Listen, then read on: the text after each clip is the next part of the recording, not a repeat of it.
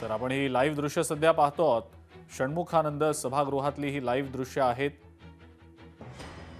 उद्धव ठाकरे हे व्यासपीठावर सध्या उपस्थित आहेत. संजय राऊत आता देखील आलेले आहेत. राज ठाकरे सुद्धा आपल्याला आता दृश्यांमध्ये दिसत आहेत. अमित ठाकरे देखील आहेत. ठाकरे यांना विनंती करतो, छत्रपती शिवाजी महाराजांच्या पुतळ्यास आपण पुष्पहार अर्पण करावा. अमितजी, आपणासही विनंती आहे.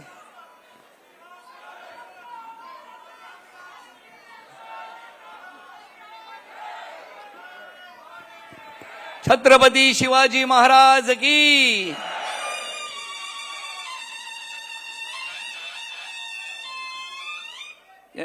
यानंतर कैलासवासी प्रबोधनकार ठाकरे यांच्या प्रतिमेस पुष्पहार अर्पण करावा. अमितजी ठाकरे पुष्पहार अर्पण करत आहेत. वंदनीय शिवसेना प्रमुखांच्या प्रतिमेस संजयजी राऊत हे पुष्पहार अर्पण करत आहेत. स्वर्गीय श्रीकांत ठाकरे यांच्या प्रतिमेस अनिल देसाई हे पुष्पहार अर्पण करत आहेत. माँसाहेबांच्या प्रतिमेस पुष्पहार अर्पण करत आहेत संजयजी राऊत.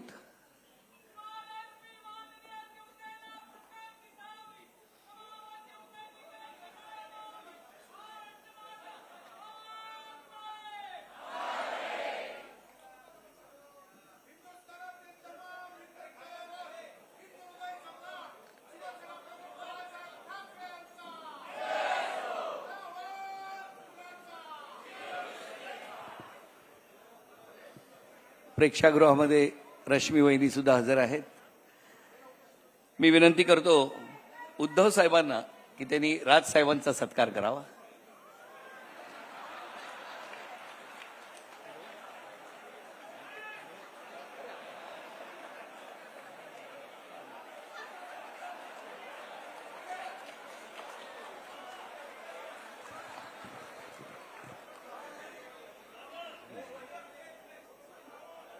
शाल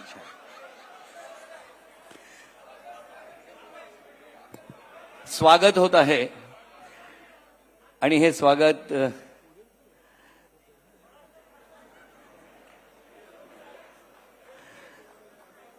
याला म्हणतात कुटुंब.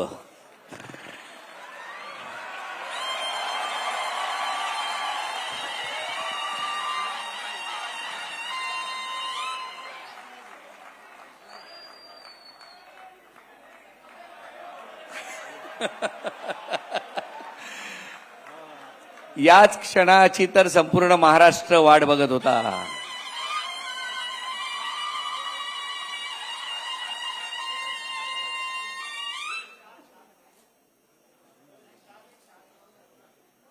दृश्यांमध्ये उद्धव ठाकरे आणि राज ठाकरे यांनी एकमेकांचा सत्कार केलेला आहे. मात्र या कार्यक्रमासाठी आदित्य ठाकरे हे अनुपस्थित आहेत अशी माहिती सध्या मिळतेय.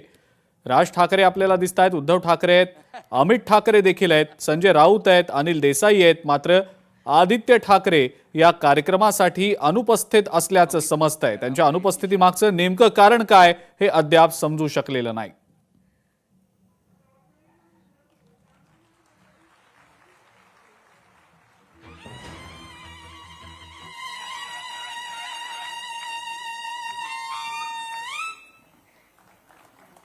यानंतर विभागाच्या वतीने उद्धव साहेबांना वंदनीय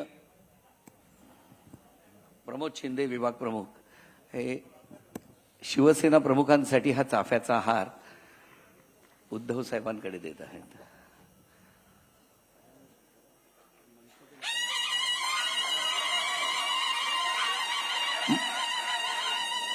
महाराष्ट्र नवनिर्माण सेनेचे विभाग अध्यक्ष संजय भोगले उद्धव साहेबांचं स्वागत करत आहेत.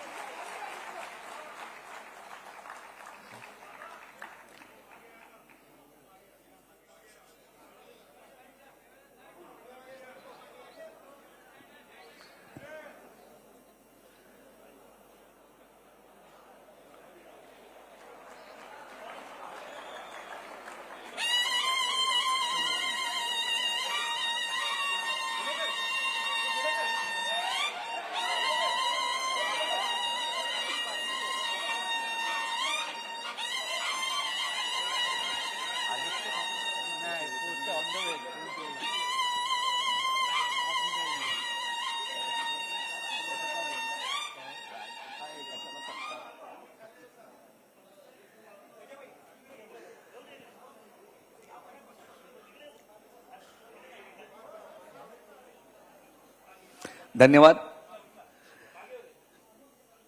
हां तसाच.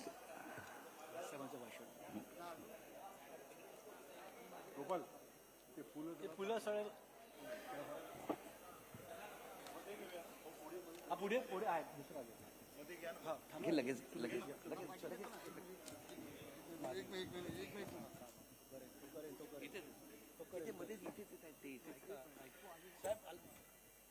राज साहेबांना विनंती आहे की त्यांनी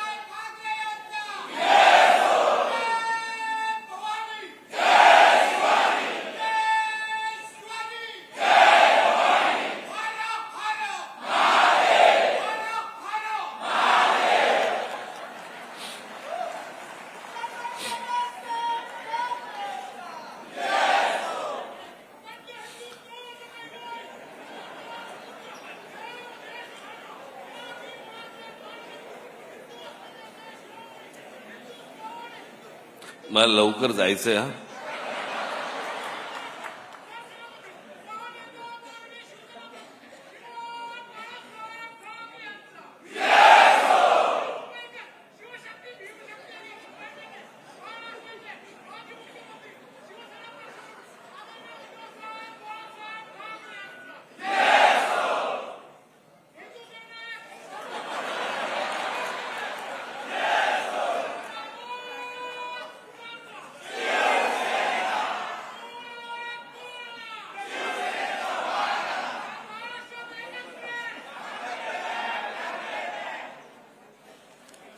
अजून बघ काय राहिलं असं.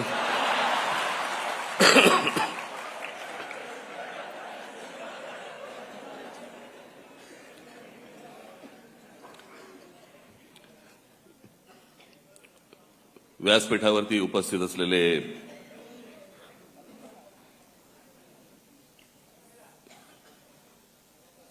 शिवसेनेचे पक्षप्रमुख उद्धव ठाकरे, माझे मित्र आणि शिवसेनेचे नेते खासदार संजय राऊत आणि माझ्या जमलेल्या सर्व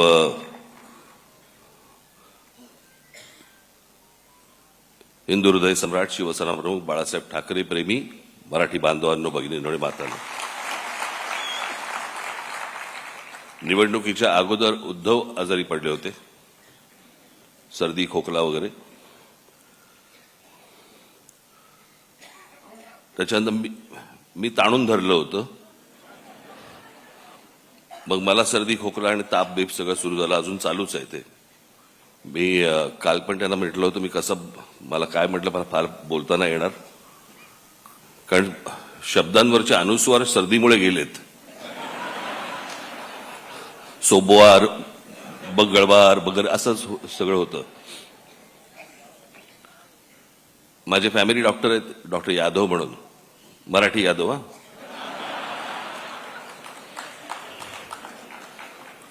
मग मी त्यांच्याकडनं औषधं घेतली आणि मी उद्धवना दिली. मी 2 दिवसात बरे झाले. मी औषध घेतोय त्यांच्याकडनं 6 दिवस झाले, अजून काही नाही. मी परवा दिवशी यांना फोन केला, म्हटलं माझ्या डॉक्टरने पक्ष बदलला की काय आईला.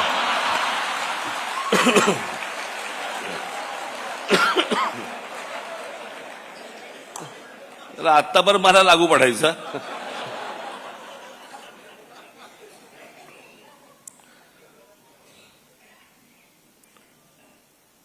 आज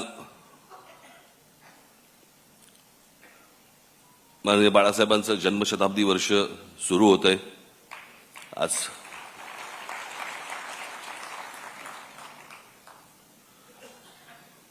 मी सामनामध्ये मी माझा एक लेख आलेला आहे, त्याच्यामध्ये मी अनेक गोष्टींचं त्याच्यामध्ये त्यांच्याविषयी मी अनेक काही आठवणी मी त्याच्यामध्ये लिहिलेल्या आहेत.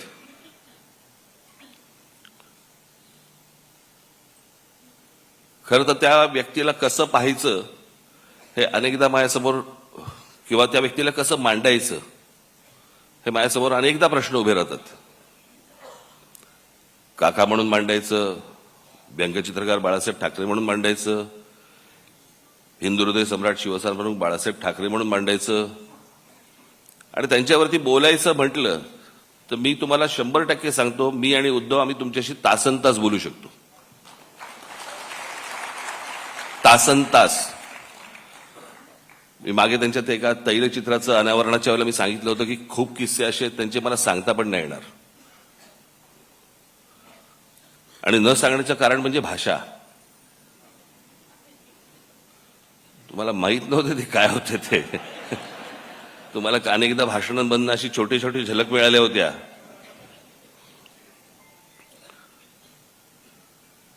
पण मी आजच ती गोष्ट माझ्या लेखामध्ये मी नमूद केलेली आहे की लहानपणापासून आम्ही अनेक गोष्टी पाहिल्या म्हणजे त्यांना पाहत आलो. बाहेर एवढं वादळ चालू असायचं, काय कुठे काही दंगली असायच्या, कुठे काही बाबा राडे असायचे, कुठे काही आंदोलनं असायची, कुठे काय काय कधी जेल, कधी काय कोणावरती काय कधी संकट येईल, सगळं बाहेर सगळं वातावरण चालू असताना हा माणूस ज्या वेळेला व्यंगचित्र काढायला बसायचा, त्या व्यंगचित्रामध्ये मला आजपर्यंत मी इतक्या गोष्टी पाहिल्या त्यांच्या इतक्या बारकाईने, मला कधी कुठचं मारकाम नाही दिसलं की बाहेर इतका गोंधळ सुरू आहे आता काहीतरी झटपट आटपा काहीतरी व्यंगचित्र काढा आणि द्या प्रिंटिंगला. कधीच नाही. मला असं वाटतं की कित्येकदा मी विचार करतो पण ते अशक्य आहे ती गोष्ट. ती जी समाधी लागणं ज्याला म्हणतो ना आपण, मला असं वाटतं अनेकदा लोकांना असं वाटत असेल त्यावेळेला, अरे एवढं सगळं बाहेर चालू आणि हा माणूस काय व्यंगचित्र काय करतोय. ती व्यंगचित्र नव्हती नुसती, ती त्या माणसाची समाधी होती. त्या समाधीत तल्लीन होणं ज्याला म्हणतो ना आपण, आणि त्या एकाग्रतेतनं त्या सगळ्या गोष्टी करणं. कुठेही पेन्सिल नाही हल्ली का, ब्रश नाही हल्ला का, कुठे बाबा त्याच्यातला विनोद नाही हल्ला. म्हणजे बाहेर एवढं सगळं वातावरण असताना त्या व्यंगचित्रातला विनोदही नाही कधी हल्ला. मी मागे एकदा एका शीर्षकाबद्दल बोललो होतो. एक तेंडुलकरांचं एक पुस्तक आहे, त्या पुस्तकाचं शीर्षक आहे, फार छान शीर्षक आहे की हे सारं येतं कुठून. भाई ज्या वेळेला मी बाळासाहेब म्हणून ज्यावेळेला मी विचार करायला लागतो त्यावेळेला या अनेक गोष्टी ज्यावेळेला डोळ्यासमोरून जातात, खरंच प्रश्न पडतो की हे येतं कुठून, आलं कुठून. आणि म्हणून तो या देशामधल्या सगळ्या राजकारण्यांपेक्षा जो वेगळा माणूस होता, त्याचं कारणच ते होतं.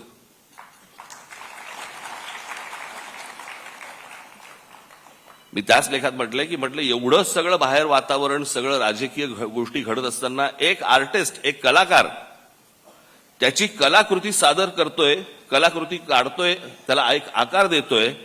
जगात असा कोणताही चित्रकार, शिल्पकार, व्यंगचित्रकार असा कोणीही कलाकार झाला नाही की बाहेर स्वतःच्या बाबतीत अशा काहीतरी गोष्टी घडतायत आणि एक माणूस कला निर्माण करतोय. असा कोणताही आजपर्यंत आर्टिस्ट तयार झाला नाही, या जगात नसेल.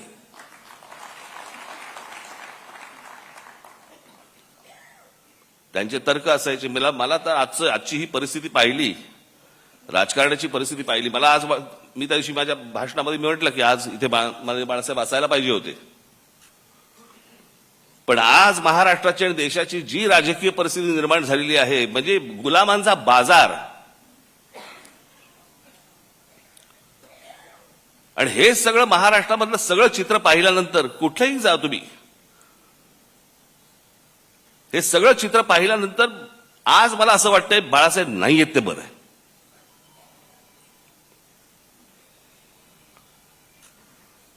तो माणूस किती व्यथित झाला असता, त्या माणसाला काय त्रास झाला असता की हे सगळं चित्र आज जे महाराष्ट्रामध्ये उभं राहिलेलं दिसतंय समोर, की जसे ते पूर्वी 200-100 वर्षापूर्वी नाही का ते चावडीवरती उभे राहायचे आणि माणसांची लिलाव चालायचे, आज तसे महाराष्ट्रामध्ये लिलाव चालू आहेत.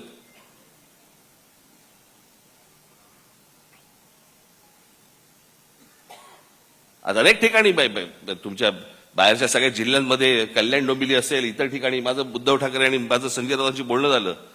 शिसारी आली, शिसारी.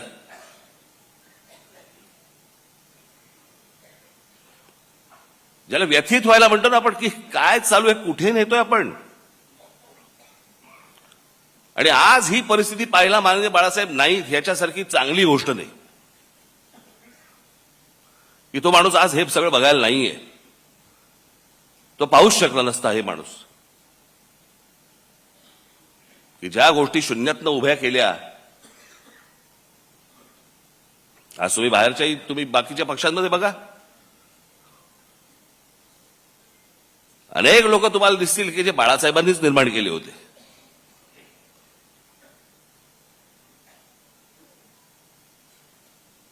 पण ज्या गोष्टी घडत जात आहेत, ज्या गोष्टी घडत गेल्या,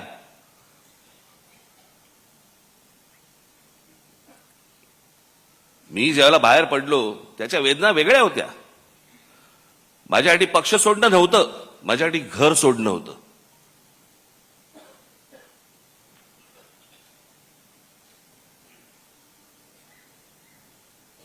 पण त्या सगळ्या गोष्टीला आता एक 20 वर्षाचा काळ निघून गेलाय. अनेक गोष्टी मलाही उमजल्या, अनेक गोष्टी मला सोडून उद्धवनंही उमजल्या असतील. द्या सोडून ते आता.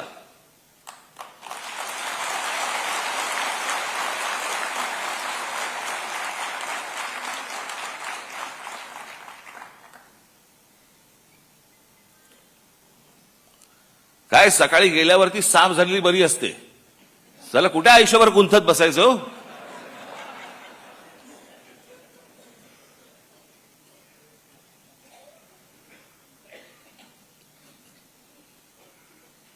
पण मला असं वाटतं की एकदा मी बाळासाहेब ठाकरे, मला एकदा ह्या विषयावर मला व्याख्यानच द्यायला आवडेल. आणि त्या माणसाचे सगळे पैलू मला तुमच्यासमोर एकदा मांडायचे. म्हणजे ती जी आपण हत्तीची गोष्ट बोलतो ना, कोणाला शेपूट अशी वाटते, कोणाला कान अशी वाटतात, कोणाला सोंड अशी वाटते. बाळासाहेब ठाकरे तशी व्यक्ती होती. प्रत्येकाला वाटलं की हा माणूस असा आहे, प्रत्येकाला वाटलं हा असा आहे, असा आहे. तो माणूस कसा होता हे जगाला कळलंच नाही. आम्ही घरातले असून आम्हाला नाही कळलं, तुम्हाला कुठून कळणार.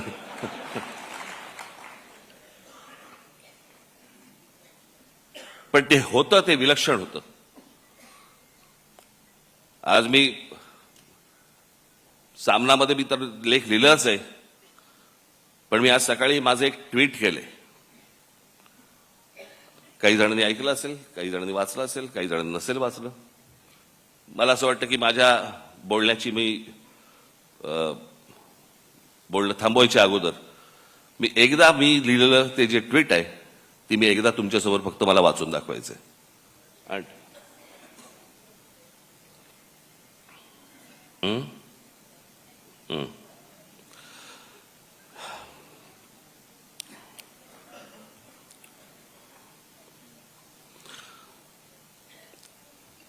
स्वर्गीय बाळासाहेबांची आज 100वी जयंती. इतिहासात जन्मशताब्दी वर्ष अनेकांची साजरी झाली आहेत आणि होतील देखील. पण एखादी व्यक्ती हयात नसताना देखील ती लोकांच्या स्मृतीत राहावी आणि त्या व्यक्तीने आज देखील एखाद्या प्रांताच्या राजकारणाला आणि समाजकारणाला आकार देत राहावं, हे दुर्मिळ. हे फक्त बहुधा बाळासाहेबांच्या बाबतीत घडू शकतं. आणि म्हणूनच बाळासाहेब 100 वर्षांनीच काय, पण त्यांच्या द्विशतकी जन्मवर्षात देखील लोकांच्या स्मरणात राहतील याची मला पूर्ण खात्री आहे. फक्त तेव्हा मात्र बाळासाहेबांचं स्मरण करणारा मराठी माणूस हा दुभंगलेला, खचलेला, पिचलेला आणि अन्याय मुकाट्याने सहन करणारा नसावा. आज निष्ठा सहज विकल्या जातात, तत्व सहज फेकून दिली जातात आणि राजकारण हे पूर्ण व्यवहारी झालं आहे. आज राजकारणातलं हे यश, हे कुठले मुद्दे ऐरणीवर आणले, प्रांतिक भाषिक अस्मिता किती धगधगत ठेवली, यापेक्षा निवडणुकीच्या राजकारणात किती यश मिळालं आणि त्यासाठी काय क्लुप्त्या वापराव्या लागल्या आणि मोजलं जातं यावरच मोजलं जातं. बाळासाहेबांच्या काळात या असल्या अपेक्षांच्या फुटपट्ट्या नव्हत्या आणि असत्या तरी त्यांनी त्या झुगारून दिल्या असत्या. त्यांना स्वतःला सत्तेचं अप्रूप नव्हतं, पण सामान्य कार्यकर्त्याला सत्तेच्या पदावरती बसवण्याचं समाधान मात्र त्यांना मिळालं. सत्ता येते जाते. आजचे सत्ताधीश उद्या एखाद्या नामफलकापुरते राहतात, पण काही पिढ्या झपाटून टाकतील असा प्रभाव फार थोडे लोक टाकून जातात. हा प्रभाव हीच बाळासाहेबांची शक्ती राहिली, हाच त्यांचा वारसा राहिला. बाळासाहेब दूरदर्शी होते. त्यांचा दृष्टिकोन आजही सुसंगत वाटतो आणि भविष्यातही राहील. त्यामुळेच ते कालातीत राहतील. बाळासाहेबांसारखी प्रतिभा परत कधी बघायला मिळणार नाही. हे जितकं खरं आहे तितकंच बाळासाहेबांसारखं राजकारण करणं यापुढे कोणालाच जमणार नाही, हे देखील खरं आहे. पण त्यांच्या प्रतिमेला कुठेही धक्का लागणार नाही आणि त्यांनी मराठी भाषेसाठी, मराठी माणसांसाठी उभारलेला लढा हा मात्र धगधगत राहील. हे पाहणं बाळासाहेबांच्या पुढच्या पिढ्यांच्या हातात आहे आणि ते आम्ही नेटाने करू, हा आमचा मराठी माणसाला शब्द आहे. राजकारणात कधीतरी बाळासाहेबांना पण लवचिक भूमिका घ्यावी लागली, म्हणून त्यांचं मराठी माणसावरचं प्रेम तसूभरही कमी झालं नाही, उलट ते अधिक दृढ होत गेलं. हेच संस्कार आमच्यावर आहेत. मी एक शब्द आज पुन्हा देतो की आरपार बदललेल्या राजकारणात कधीतरी थोडी लवचिक भूमिका घेतली तरी ती माझ्या व्यक्तिगत फायद्यासाठी आणि स्वार्थासाठी कधीच नसेल. बाळासाहेबांचं मराठी भाषेवरती, मराठी प्रांतावरती आणि मराठी माणसावरती असलेलं जाज्वल्य प्रेम पाहून जी हजारो लाखो लोक त्यांच्यासोबत येत गेली त्यातला मी पण एक आहे. त्यामुळे बाळासाहेब आणि मराठी या दोन शब्दांवरती माझी आणि माझ्या महाराष्ट्र सैनिकांची श्रद्धा, प्रेम तसूभरही कमी होणार नाही. स्वर्गीय बाळासाहेबांना श्रद्धांजली.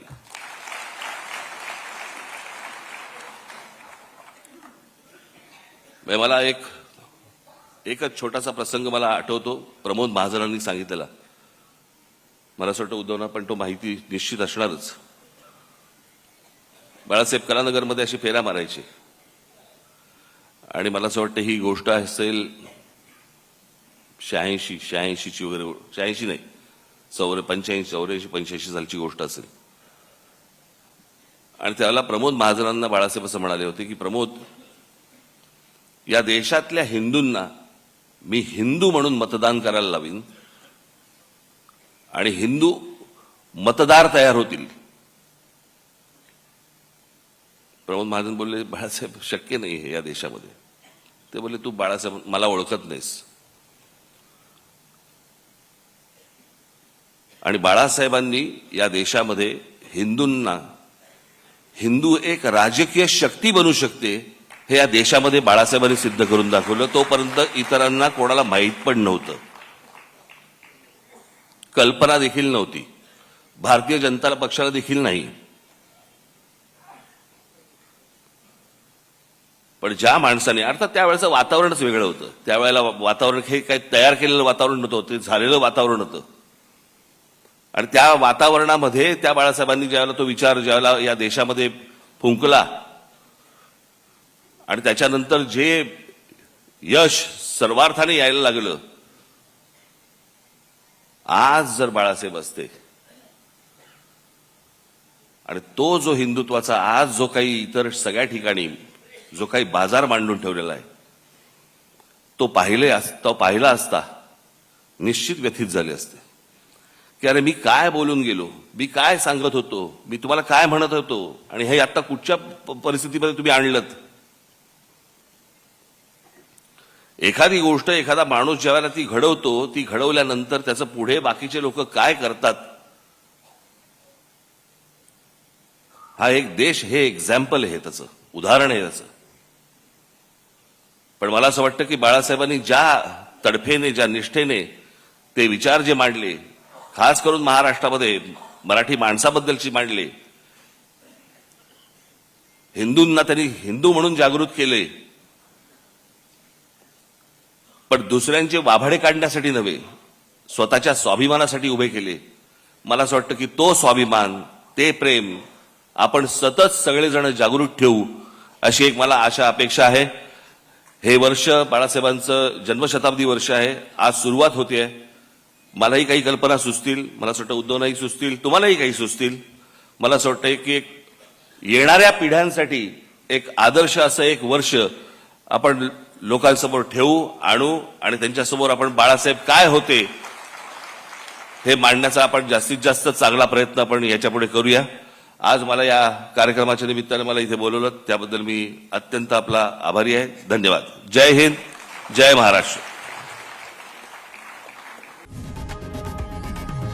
लोकशाही मराठी ऐका, पहा, जागरूक रहा.